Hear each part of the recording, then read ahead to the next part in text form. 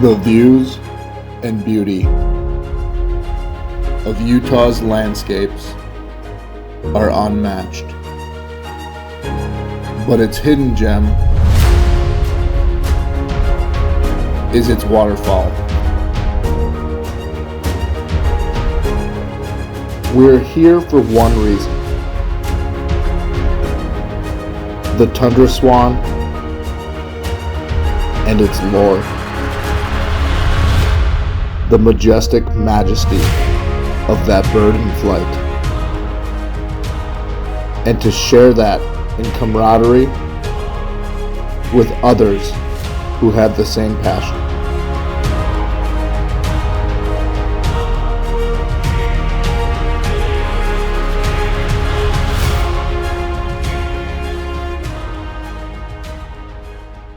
Well, here we are in Utah, one of my favorite states, just for the landscapes alone, but also for waterfowl. It's also one of the only states that you can hunt Tundra Swan. I was able to take my swan a few years ago with Dylan Martinez, and now with High Point Adventures and Dylan's help, we are going to put 3 veterans on their own pursuit of the coveted swan. So let's meet the veterans and Dylan himself. I'm Russ Bachman. I was born and raised in Pennsylvania, then I joined the United States Navy, and 22 years later, I retired. My name is Corey Kluge. I'm a United States Marine Corps veteran. I'm from Door County, Wisconsin. Hi, my name is Joe Wessner. I'm a U.S. Army Infantry veteran of Iraq and Afghanistan. You might remember me from the Washington State Harlequin hunt. Harlequin, after going on that hunt, I told my good friend and Marine veteran Andrew about this coming swan hunt, and had him apply, and he actually got selected, and he applied for his swan tag, and he did not draw, unfortunately. With that, I did draw a tag because I was going on a hunt. I was trying to just get points and hopefully go on a hunt at some time on my own.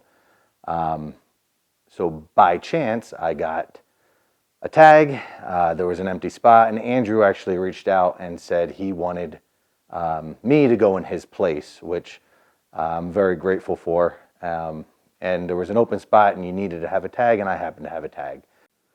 So I met Ryan. We worked at the same place about a decade ago, and we hit it off right away because we had a common bond because we're both veterans, and we both really enjoy the outdoors. He invited me to a veterans hunt for ducks in Horicon, Wisconsin. I really didn't want to go, but because it didn't sound like something that was going to be really fun to me because I had never been duck hunting before. But I was like, it's Ryan asking me here. I was like, I'll try it. And I did try it, and something comes to mind right now that he said, and it is so true to form: teach a man to fish and he'll feed his family for life. Teach a man to duck hunt and he'll be broke for life. Because I started out with just kayaking at first. After the Horicon hunt, I thought it was such a cool thing to do. And now I have a duck dog, a duck boat, and a duck hunting wife. So it was actually it's a lifelong experience. So here I am now, going from not duck hunting at all to being in Utah hunting swans. I was like, the chance that this came up, I was just like, no way. It was like almost too good to be true. So Ryan and I grew up in the same area. Life took over, and we ended up going our separate ways, but we reconnected several years later through social media. Ryan reached out to me 9 years ago for the Horicon Marsh Veterans Hunt, and I had never duck hunted before. I'd never waterfowl hunted before. I had absolutely no idea what I was doing. And he's like, dude, all you got to do is show up. And I showed up, and now I absolutely love it. It's one of my favorite things to do. And then he, once again, he reached out to me 2 years ago and said, hey, do you want to go to Utah on a Tundra Swan hunt? And it took me a few minutes to process like what he had just asked me. Like for a guy like me, who's not a hardcore waterfowl hunter, that was like a trip of a lifetime. Like I didn't even know what to expect. So instantly I jumped on the internet and like started Googling on what to expect, and it blew my mind. It's just a really cool experience, and that was probably the longest 2 years of my life. It was a very long wait. So a good handful of years ago, Ryan slid into my DMs and just wanted to get all hot and bothered with cinnamon teal. So I told him, yeah, we can absolutely figure out a cinnamon teal. And as time progressed on, we got talking even more and more about swans, because we're one of the handful of states that get to hunt Tundra Swans. And when that time came around, he drew his tag. We got everything set up. And while he was here, we talked about doing a veterans hunt, and I said absolutely. There was nothing more would rather do than do a veterans hunt. So I wanted to do a swan hunt because I'm going after the 41, the Ultimate Waterfowl Challenge, the Hunt 41, and that is on the list. So I was trying to get a swan, check it off my list. But a swan hunt, it's a big thing. I'm in Ohio. We don't have swans in Ohio. We're not allowed to shoot swans, and there's only certain areas that you can do it. And it's a bucket list bird for a lot of waterfowl hunters. The experience in the Great Salt Lake Basin to be able to hunt tundra swans is definitely something I never thought I'd be able to. It's almost like a dream to be sitting out in a marsh, and if you look no farther than the cattails, I could be in Horicon, I could be in Chesapeake Bay, I could be almost anywhere in the world. But to look back and see snow-capped mountains in the background is just phenomenal. I mean, pictures and words cannot describe it. I mean, everybody should get to experience this in my mind. So this is my first time in Utah, and coming out in the marsh for that very first day was the late morning, and you come into the marsh and you see the mountains in the background, and it takes your breath away, especially, again, being my first time out here. It was just incredible. Like at that point, I kind of forgot about the hunt and the birds and everything else around me, and I was just like a kid in a candy store, and it was a view I will never forget.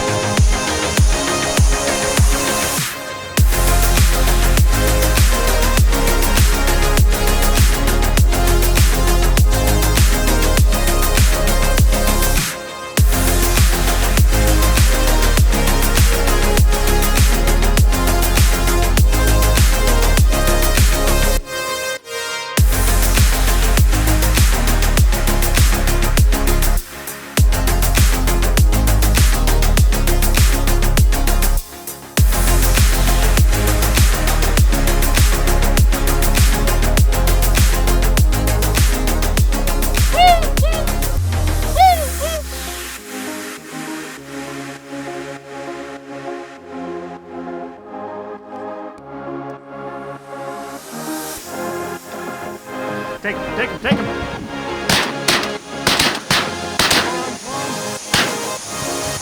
One down.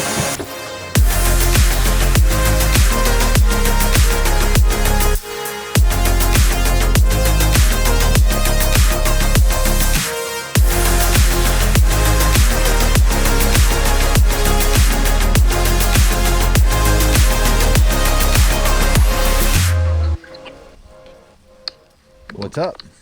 What's up, buddy? I'm sitting in a boat in Utah. You? I'm hanging from a tree. Freaking saddle guy. So, say hi. What's going on, Ryan? How you doing? Wish you were here with us. No, I wish I was too, man. I mean, I technically still could have went, but, figured I would pass off the opportunity to someone that actually drew a tag and could benefit from the swan. Unfortunately, Andrew didn't draw a tag, and I didn't either. But we'll get Andrew out next year for sure. Day 1 is in the books. We've got 1 tag punched with some bonus ducks, but it's on to day 2 and 3 to try to get the other 2 veterans tagged out. What do you know about hunting swans? Punched my tag already, so I'm here for observatory purposes now. You're pretty much an expert, right? Yeah, exactly. Yeah, I'm pro staff. I'm a Tundra Swan pro staff.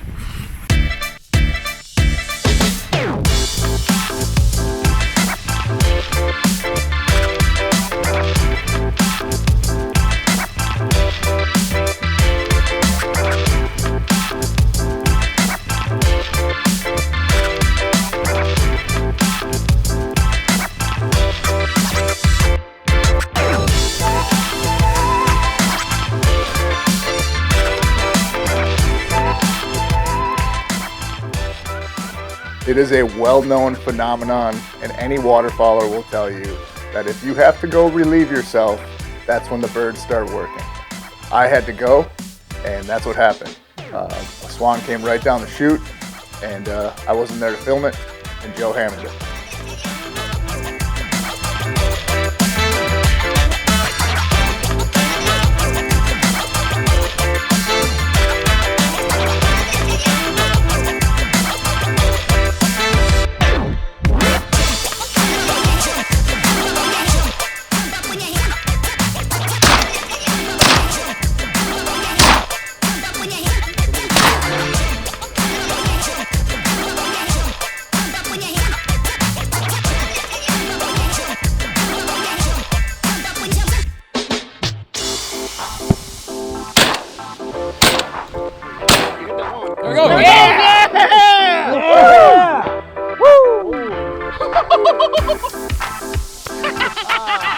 Yeah, finally! Woo! We get to go home! And it just became an addiction for me to not only hunt swans for myself, but also just be in the position to where I can decoy them in, call them in, and watch everybody else's excitement when these birds lock up from 300 yards out and just come in on a string, squawking most of the way down. It's like nothing else you get to experience. When you guys stand up, kill that one. There you go.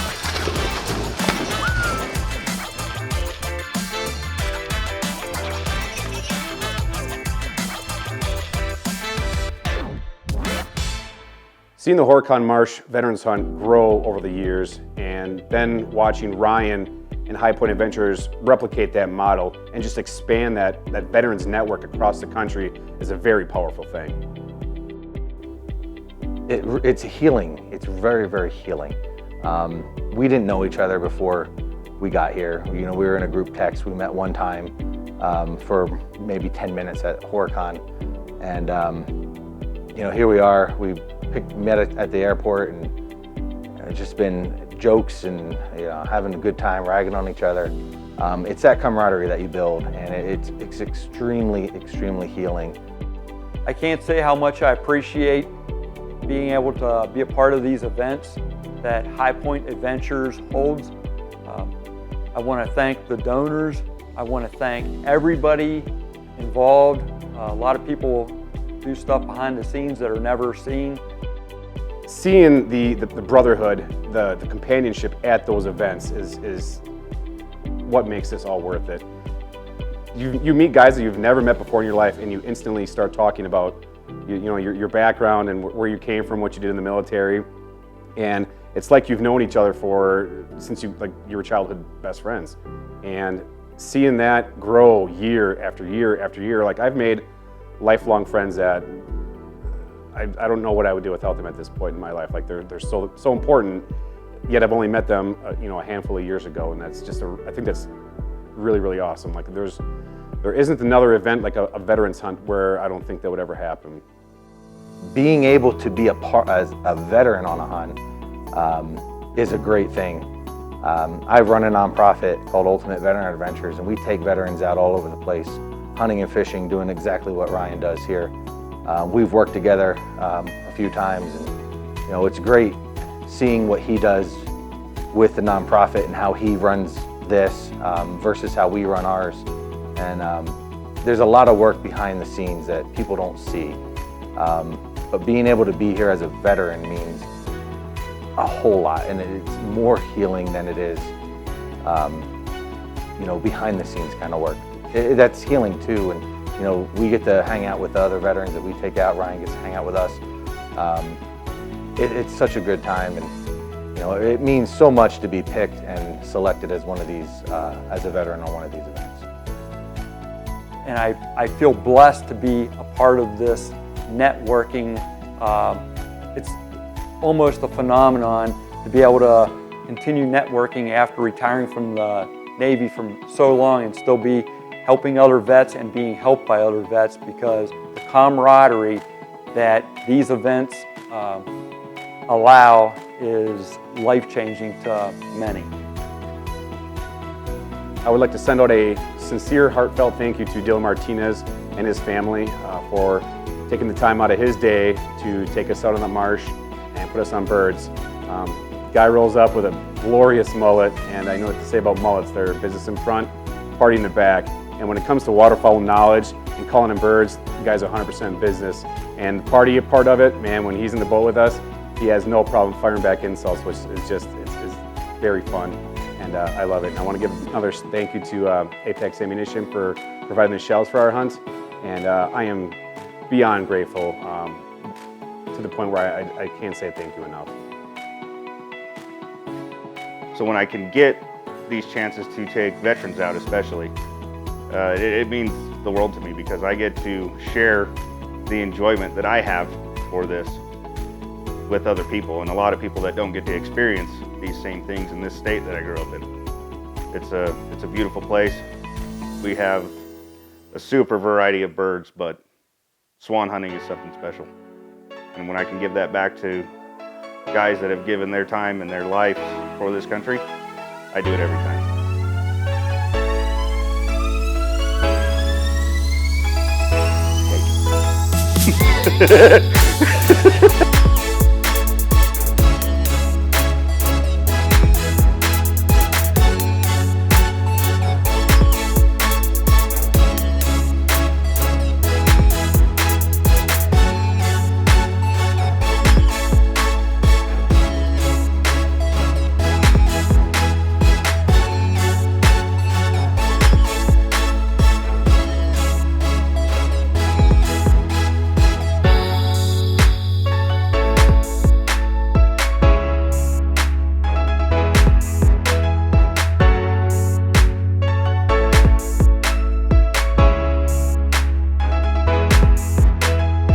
What do you think, Russ?